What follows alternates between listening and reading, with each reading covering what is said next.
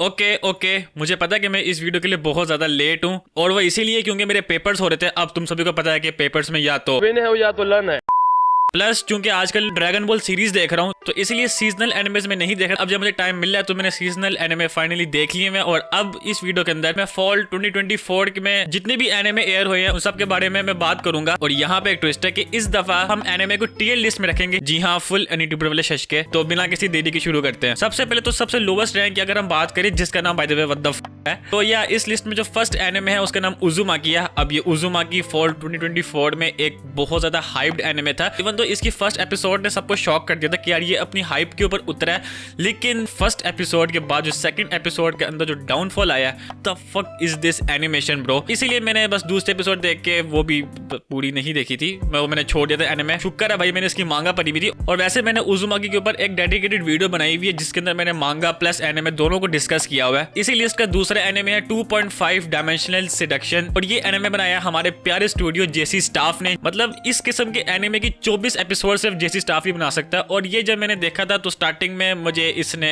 अपने तरफ अट्रैक्ट कर दिया था, क्योंकि इसके अंदर हमारे एनिमे कैरेक्टर्स के कॉस्प्ले होते हैं, और वो चीज मुझे अट्रैक्ट कर गई थी, तो इसीलिए मैंने इसको देखना शुरू कर दिया था। लेकिन ब्रो उसके बाद वो एक रेपिटेटिव सा लगा था और मैं उस पर अपना इंटरेस्ट खोना शुरू हो गया था, इसीलिए मैंने इसको 6 या 7 एपिसोड के बाद ही ड्रॉप कर दिया। इसी के साथ साथ इस लिस्ट का अगर हम लास्ट एनिमे पकड़ लें तो वो ब्लू लॉक है। तो एज यू ऑल नो कि ब्लू लॉक का सीजन 2 एयर हो रहा था, और उसके ऊपर बहुत ज्यादा बातें भी हो रही थी कि यार इसकी एनिमेशन इतनी ज्यादा फजूल है, जो कि एक्चुअल में है। पावर पॉइंट प्रेजेंटेशन इन्होंने फर्स्ट कुछ 10 एपिसोड के अंदर दिखा रहे थे, लेकिन उसके बाद की जो एंड के जो 4 एपिसोड है उसके अंदर इन्होंने एनिमेशन थोड़ी सी अच्छी करना शुरू हो गए थे।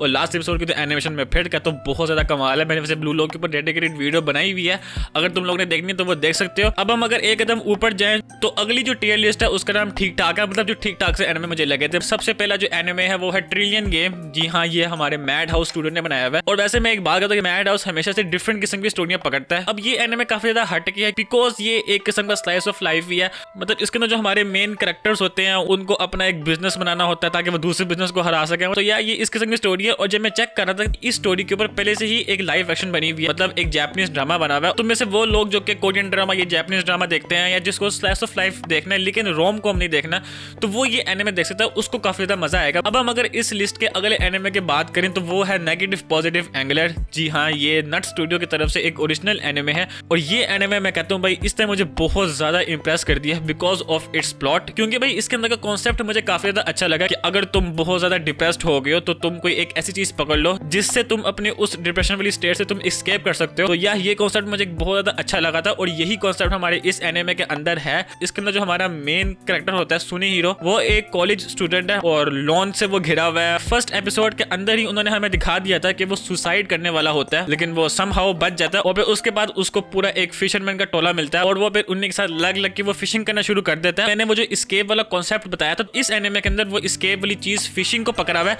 और फिशिंग जो इन्होंने हमें दिखाई है वो बहुत ज्यादा कमाल की दिखाई है। इवन दो जो मछलियां इन्होंने दिखाई है वो सीजीआई है, और वो कई जगह पे ऑफ सी लगी थी, लेकिन उसका इतना मसला नहीं है क्योंकि इसकी स्टोरी बहुत ज्यादा कमाल की है। लाइक वो फिशिंग से हमारे मेन कैरेक्टर के ऊपर जिस तरह का इम्पैक्ट पड़ता है, वो अपने उस डिप्रेशन वाली स्टेट से किस तरह हटता है, वो मुझे बहुत ज्यादा अच्छा लगा था। इसी लिस्ट का लास्ट एनिमे एक कंटिन्यूइंग सीरीज है जिसका नाम रुरुनी कैंशन है। तो या इसका सीजन 2 अभी आ रहा है। इसको मैंने इसलिए इतना नीचे रखा क्योंकि फॉल के अंदर इसके सिर्फ पहले की 12 एपिसोड लॉन्च हुई है, और उसके अंदर इतना कुछ खास हमें दिखाया भी नहीं हुआ। सारा सफर ही सफर है।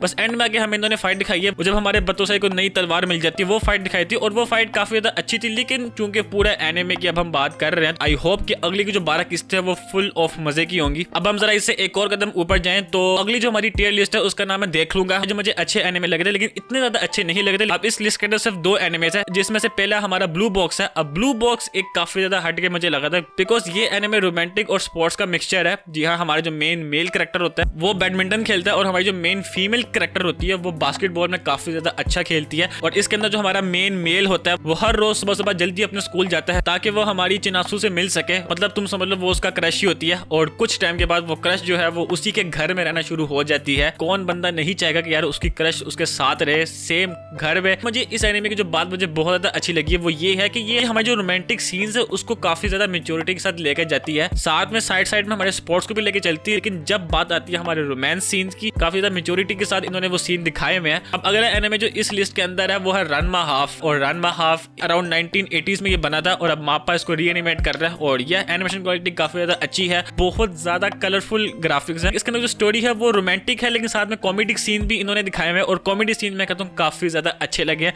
लाइक काफी टाइम बाद कोई ऐसा एनिमे मुझे दिखा है जिसको देख के मैं वाकई में हंसा हूँ। और इसके अंदर जो हमारी स्टोरी है कि लाइक हमारा जो मेन कैरेक्टर होता है उसके बाद जब भी ठंडा पानी पड़ता है तो वो लड़की बन जाता है। लाइक काफी ज्यादा फन टू वॉच है। और वही जो मैंने ब्लू बॉक्स में बात की थी सेम इसके अंदर भी जो हमारे रोमांस सीन है वो काफी ज्यादा मेजोरिटी के साथ इन्होंने दिखाए हुए हैं। और या अगर तुम लोग एक फन टू वॉच और साथ में रोमांटिक कॉमेडी एनिमे देखना चाहते हो तो रनमा हाफ में कहते हो काफी ज्यादा कमाल का एनिमे। ऊपर चलते चलते अब हम अपनी लास्ट टियर लिस्ट में आ गए जिसका नाम बवाल है।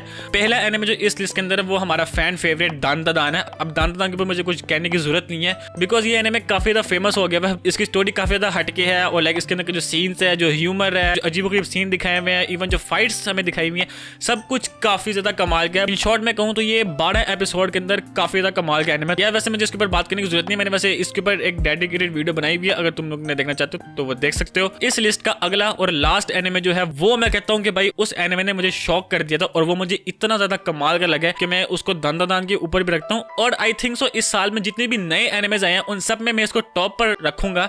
मैं बात कर रहा हूँ ऑर्ब on the movement of earth की, जिसको हमारे the legendary studio mad house ने बनाया हुआ है। अब ये एनिमे मैं कहता हूँ बहुत ज्यादा कमाल का मुझे लगा बिकॉज इसके अंदर की जो स्टोरी है वो मेरे मतलब की है, क्योंकि मुझे इस किस्म के जो एनिमे है मुझे काफी ज्यादा अच्छे लगते हैं। इसके अंदर हमें 15th सेंचुरी का पोलैंड दिखाया हुआ है। लाइक उस वक्त में मजहब साइंस के ऊपर था और वहां के जो हमारे चर्च के पादरी थे उन्होंने एक आइडियोलॉजी बताई हुई थी कि अर्थ जो है वो स्टेबल है और सब कुछ जो है वो इसके इर्द गिर्द फिरता है और लाइक जो अर्थ है वो खुदा की नजर में सबसे ज्यादा पसंदीदा प्लेनेट है। और उनका ये था कि जो बंदा भी इस आइडियोलॉजी के खिलाफ जाएगा उसको सजा दी जाएगी और सजा भी ऐसी थी कि जिंदा उसको जला दिया जाता था।